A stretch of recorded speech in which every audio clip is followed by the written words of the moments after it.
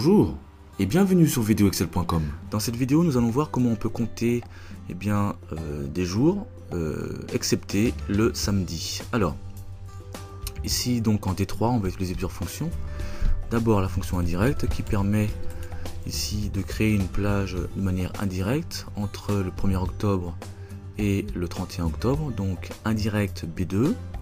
Ensuite, je vais donc utiliser la fonctionnalité donc le e-commercial et les guillemets pour insérer donc les deux points puisque c'est du texte, et j'affiche encore une fois donc le e-commercial pour mettre ici le 31 octobre, c'est-à-dire B3.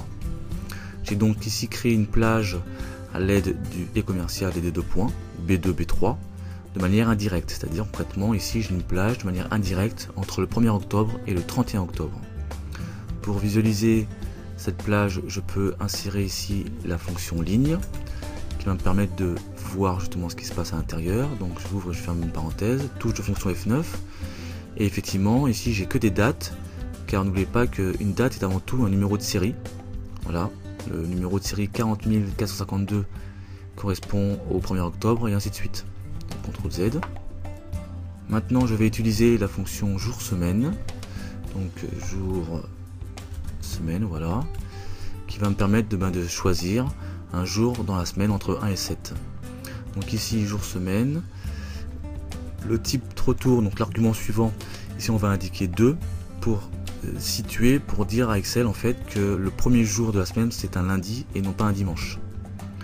Donc on va indiquer 2 et on veut que l'ensemble soit différent de 6 puisque samedi est le 6e jour de la semaine. Donc ici fausse manipulation F2, voilà, donc différent. Donc différent, alors pour faire différent c'est supérieur, inférieur, supérieur, sigle inférieur et supérieur à la suite. Donc différent de 6, excusez-moi.